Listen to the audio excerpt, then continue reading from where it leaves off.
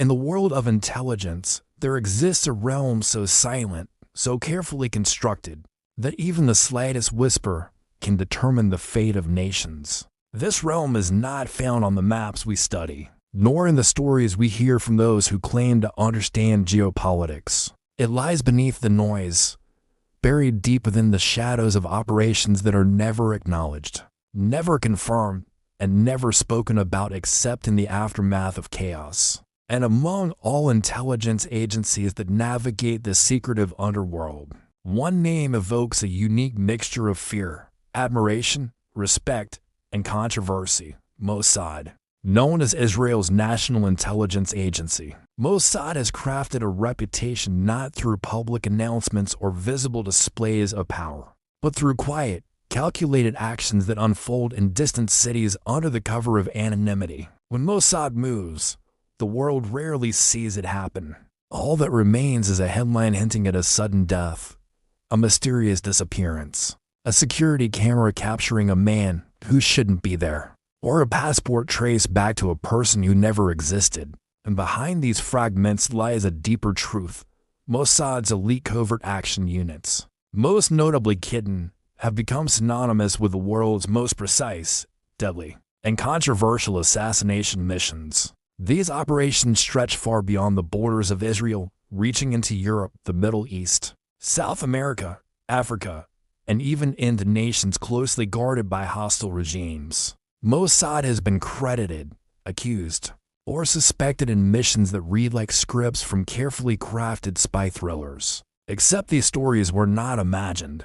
They were real operations carried out by real men and women who vanished into smoke the moment their job was done. But to understand why Mossad carries out these missions, and why they stand apart from so many other intelligence agencies, we must begin not with the operations themselves, but with a philosophy that drives them, a philosophy rooted not in power or dominance, but in survival.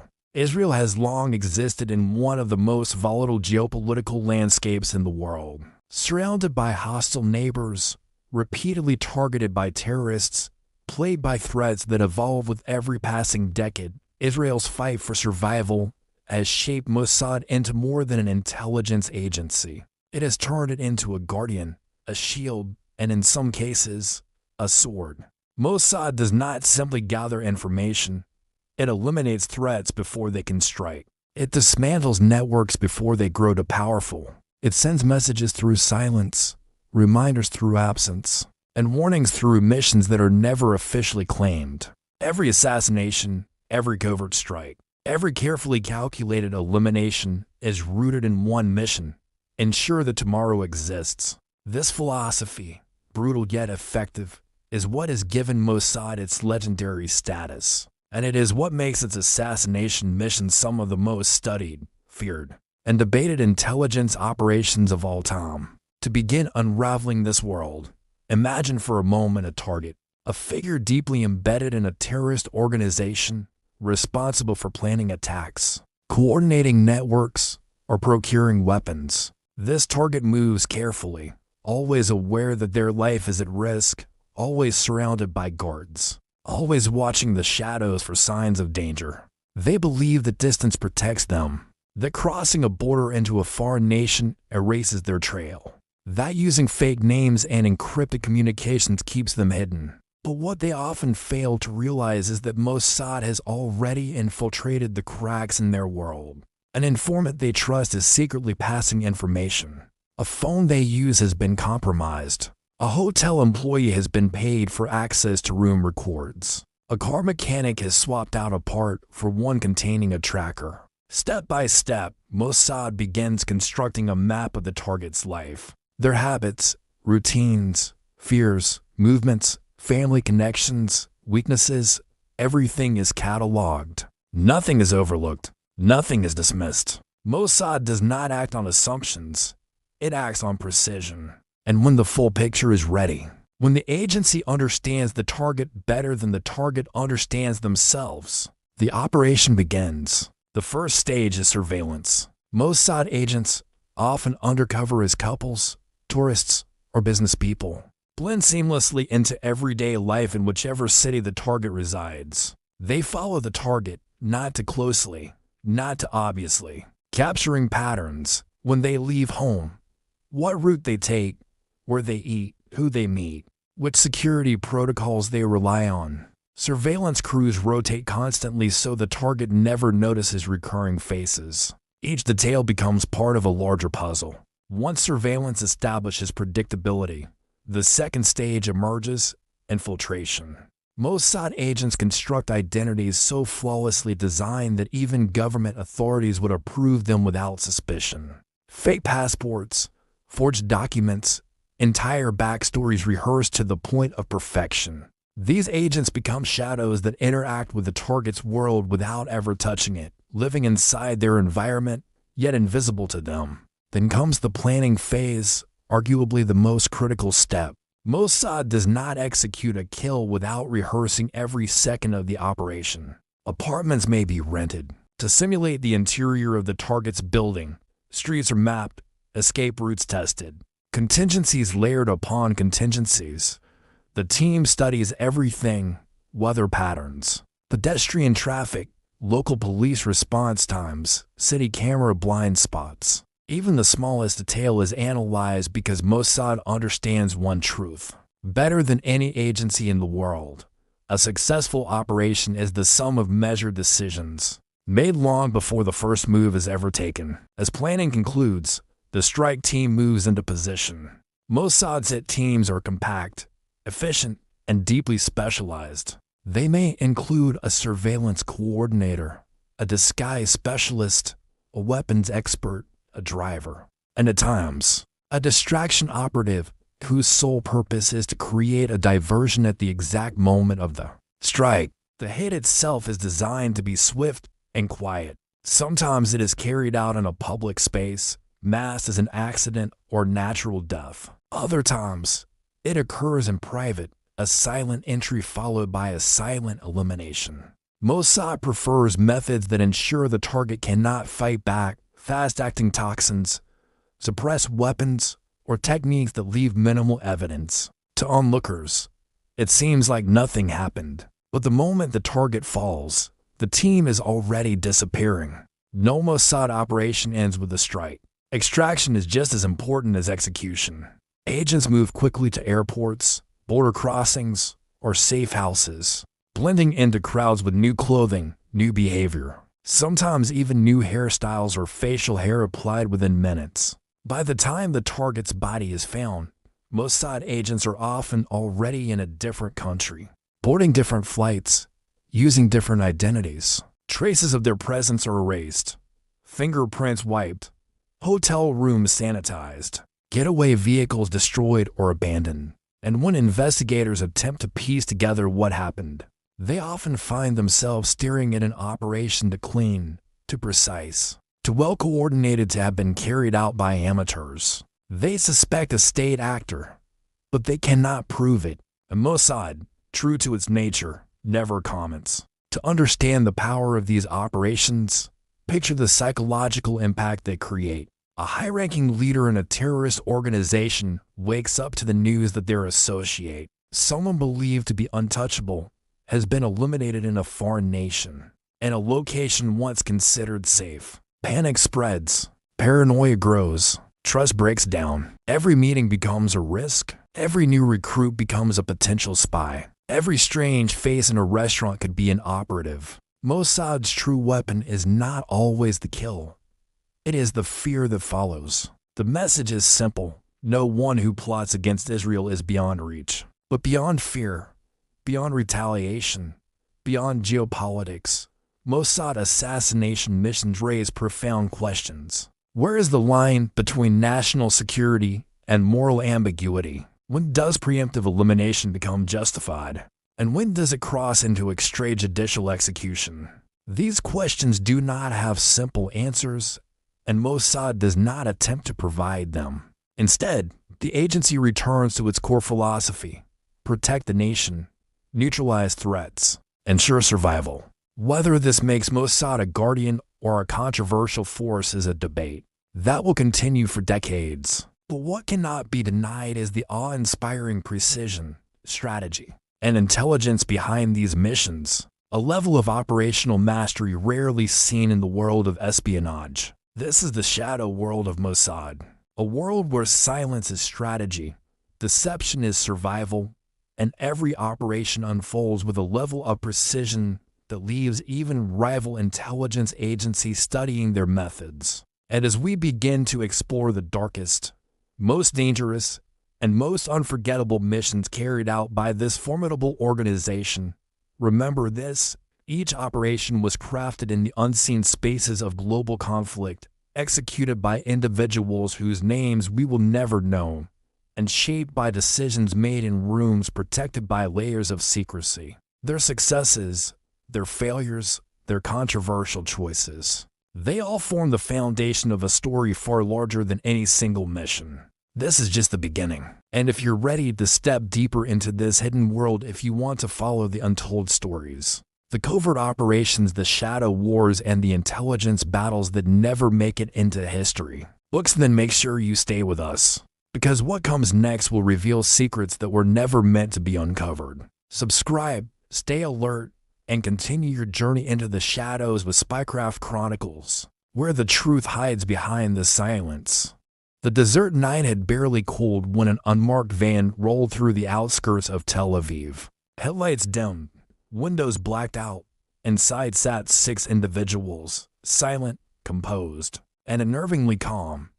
Their faces showed nothing, but their minds were wired sharp, processing escape routes, alternate plans, and acceptable risks. They weren't soldiers, they weren't police. They were operatives of Mossad's most secretive strike unit, Kidden, a team built for missions the world must never trace back. To understand their mindset, you must understand the doctrine behind them.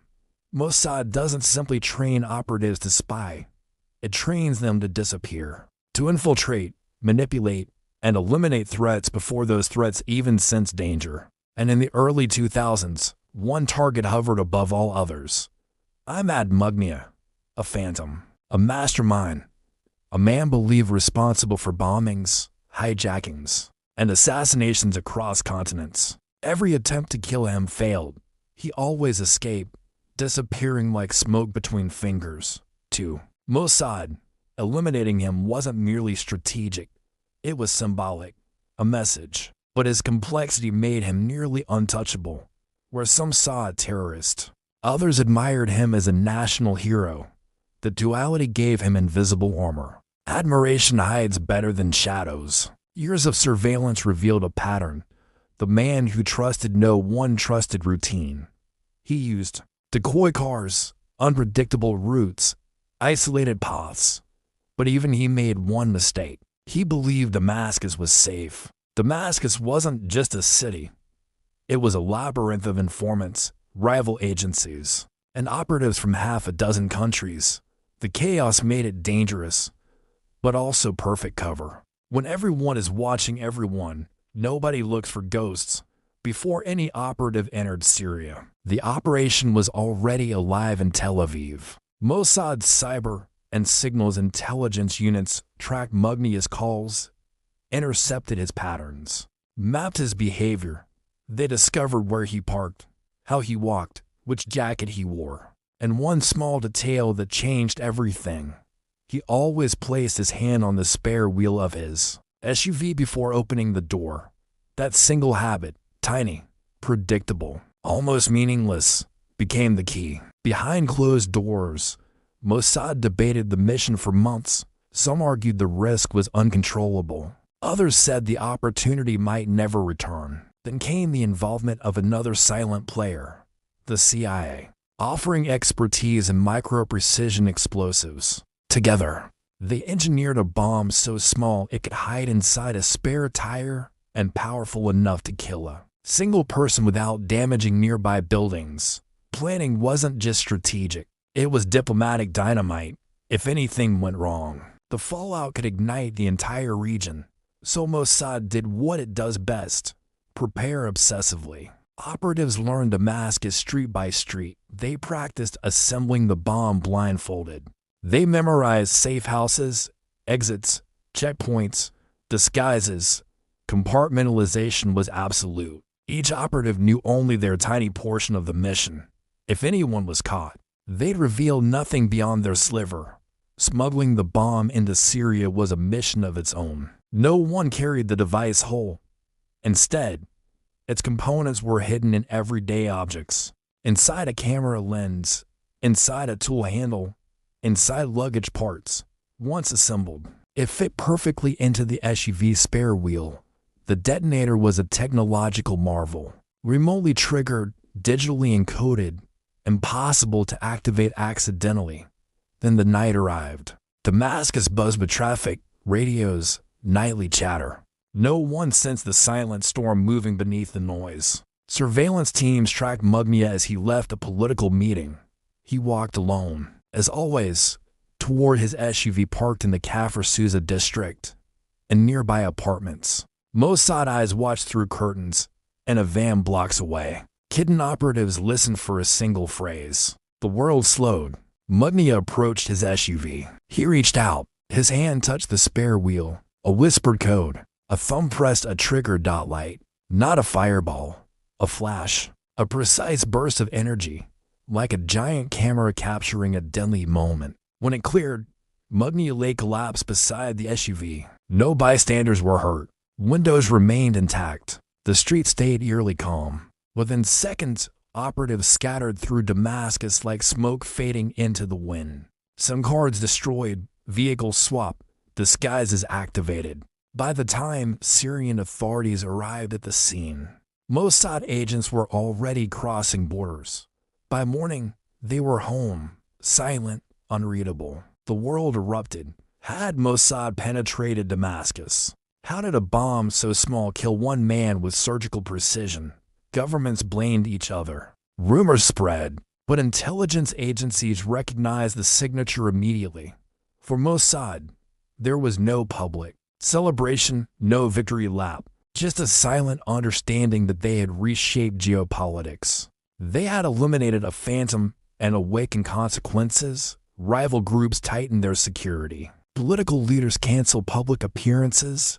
Intelligence networks reevaluated their weaknesses, and whispers grew louder about a unit capable of striking anywhere, at any time. The operation elevated Mossad's mythology, not just as spies, but as engineers of psychological warfare, where precision matters more than bullets and patience more than firepower. But every kill leaves ripples, ethical questions, strategic questions, retaliation, escalation. Because in the shadows, nothing ends cleanly. Every action creates another threat. Every victory plants the seed of another conflict. And deep inside Mossad's corridors, operatives knew this mission wasn't the end. It was just one page in a long, dangerous story. The story of how intelligence agencies wage invisible wars, where silence is deadlier than gunfire and the most important battles are the ones the world never sees. The aftershocks of an explosion often travel farther than the blast itself. Long after the smoke faded from the quiet street in Damascus, Mossad's assassination of Imad Mugnia rippled through intelligence communities worldwide. It didn't just remove a threat. It destabilized power structures, exposed vulnerabilities, and ignited a chain reaction of fear, retaliation, and covert maneuvers no bomb could match. In high-security rooms filled with monitors and encrypted feeds, analysts rewound satellite footage again and again. No one could explain how Mossad infiltrated one of the most heavily guarded capitals in the Middle East. Syrian intelligence interrogated officers, informants, and military commanders. Accusations spread like poison. Paranoia became the new normal. For the Syrian leadership, the humiliation was unbearable. Their capital breached, their ally assassinated, their defenses exposed as fragile, and intelligence. Perception is often deadlier than truth, and the perception now was clear. If Mossad could strike here, nowhere was safe, yet the world didn't know, couldn't know, that the Damascus operation was not a standalone mission. It was a product of a doctrine Mossad had been sharpening for decades: unpredictability, psychological warfare, and surgical precision. While the region staggered, Mossad quietly returned to the work it knew best, mapping new threats, strengthening surveillance networks, and preparing for the inevitable retaliation in Beirut. Anger erupted behind closed doors. Leaders demanded answers, dissected every possibility, hunted for leaks. But beneath the rage lay something far more corrosive: fear. Fear of an enemy without a face. Fear of operatives who could walk across borders unnoticed. Fear of an organization that could kill with a flash of light and vanish like mist. It wasn't just an assassination. It was a declaration. You are never beyond reach. At Mossad headquarters in Tel Aviv, the mood wasn't triumphant. It was analytical, cautious, and intensely focused. Success had a price. Retaliation was guaranteed. The only unknown was timing. Threat matrices were updated, embassies reinforced, operatives repositioned, intelligence sharing. Lines with allies remained open day and night. Meanwhile, the hidden operatives involved slipped back into their covers, some into mundane civilian roles, others deeper into long-term missions where false identities became second skins. None would ever publicly receive credit. Most would never speak of Damascus again. And Mossad. Silence isn't just policy. It's survival.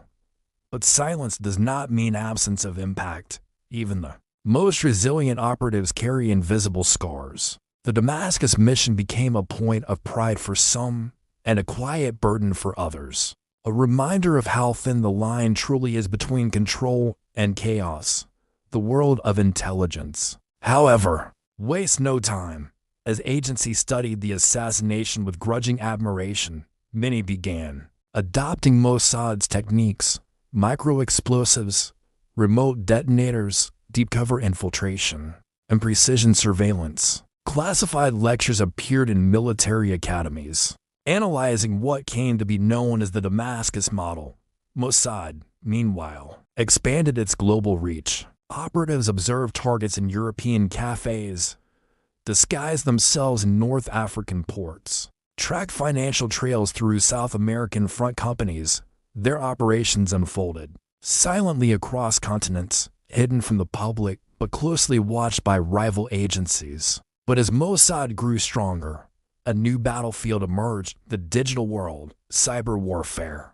Encrypted messaging, biometric tracking, and AI-driven surveillance transformed espionage. The old battleground of alleyways and safe houses merged with servers, data streams, and digital footprints. Mossad adapted fast. Hackers, data scientists, and cyber prodigies joined its ranks. New tools were created to breach systems once believed impenetrable. Intelligence began moving at the speed of light, but new adversaries rose as well. Faceless, elusive, operating behind screens instead of borders. They were harder to track, harder to manipulate, harder to eliminate. Mossad responded with a hybrid warfare approach, blending digital infiltration with real-world operatives. This synergy produced a level of precision that left rival services scrambling to keep up.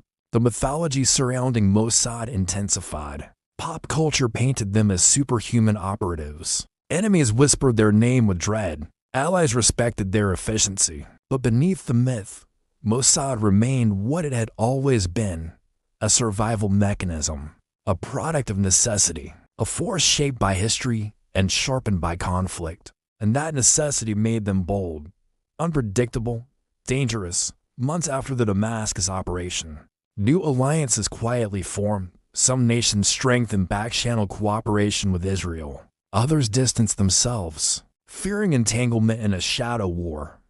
Beneath these shifts lay Mossad's invisible fingerprints. But deep in the underground circuits where power truly moves, vengeance simmered. Across several regions, groups met in dimly lit rooms guarded by armed men. Lists were drawn, targets considered. Retaliation began taking shape. Striking back at Mossad, however, was nearly impossible. Their cells were decentralized, their operatives faceless, their intelligence networks adaptive and deeply embedded. So a different approach formed: a war of deception. Enemies tried to bait Mossad with false intelligence, create decoy targets, lure operatives into traps. They attempted to identify patterns in Mossad's past actions, hoping to find a crack in the facade. But Mossad has no pattern, no routine, no predictable template. Each operation is handcrafted, each mission tailored, each approach unique. That unpredictability frustrated their enemies, but it also kept Mossad evolving. Still, danger loomed. Intelligence chatter increased. Intercepted communications hinted at something brewing, a retaliation of unusual scale. Mossad analysts pieced together fragments of data, searching for clues. Slow, vague, unsettling patterns began to emerge. In a secure chamber deep inside Mossad headquarters, a new dossier slowly formed. A map of a shadow network gaining strength, spreading influence, and preparing something far more sophisticated than anything seen before. Something covert, something far-reaching, something dangerous. Mossad understood the message clearly. This time, they couldn't just react. They had to strike first. And the operation that followed would shake the world in ways no one could have predicted. In intelligence work, endings never bring closure. Victories fade. Defeats fade. The only thing that lasts is the shifting darkness where alliances form, break, and vanish without a sound. After the Damascus operation, the world believed Mossad had delivered a decisive blow. But inside Tel Aviv, they were already preparing for the next threat, because in covert warfare, the deadliest enemy is the one hiding in silence, and silence had begun to spread. In the months following the assassination, encrypted traffic spiked across the Middle East, Eastern Europe, and North Africa, then suddenly dropped into complete quiet. Intelligence veterans knew what that meant. Someone was planning something big. At the same time, fractured groups, militias, dissidents, and criminal cells started quietly uniting under one purpose: revenge. Inside Mossad HQ, analysts traced patterns of movement, secret meetings, and digital shadows. It all pointed to one chilling truth. A large-scale operation was being built, and Mossad was the target. But this wasn't a single organization. It was a silent coalition, each part contributing money, intelligence, manpower, and technology. Mossad had to dismantle it before it struck. Step 1. Infiltration. Operatives slipped across continents, posing as merchants, consultants, journalists, collecting fragments of intelligence. That exposed the coalition's key players: a financier in Beirut, a logistics handler in Sudan, a cyber specialist in Eastern Europe, and a commander controlling safe houses across the desert. Step 2. Disruption. Money transfers vanished. Shipments were quietly replaced with bugged replicas. Safe houses collapsed into chaos. The conspirators didn't know who was hitting them. They suspected betrayal. They never suspected Mossad. Step 3. Precision elimination. First, the Beirut financier disappeared without a trace, leaving the coalition broke and fractured. Next, the cyber specialist was tracked to his routine dawn session at a quiet cafe. A planted device captured every keystroke. Minutes later, Mossad operatives ended his role permanently. The desert commander was hardest, constantly moving, always alert. But Mossad predicted his psychology at a remote crossroads. A single drone fire projectile ended him and his convoy in seconds. 3 pillars down, only one remained: the mastermind behind the entire revenge plot. A ghost who moved under diplomatic immunity, untouchable, unless he never reached his destination. Mossad launched a complex deception: fake signals, manipulated advisories, quiet coordination with an allied service. His convoy was rerouted to a fog-covered mountain road. When he lowered his window to question the delay, a single silenced shot ended the coalition and the threat of regional escalation. The network collapsed instantly, but Mossad did not celebrate. They observed, calculated, prepared, because in their world, the moment you relax is the moment a new enemy rises. Experts believe this period reshaped Mossad forever. More discreet, more psychological, more technologically lethal. Their hybrid warfare blurred the line between cyber and field operations. Their enemies evolved, so did they. But their core philosophy stayed the same. Threats aren't defeated by force. They're defeated by precision, patience, and foresight. Somewhere, right now, another shadow is forming.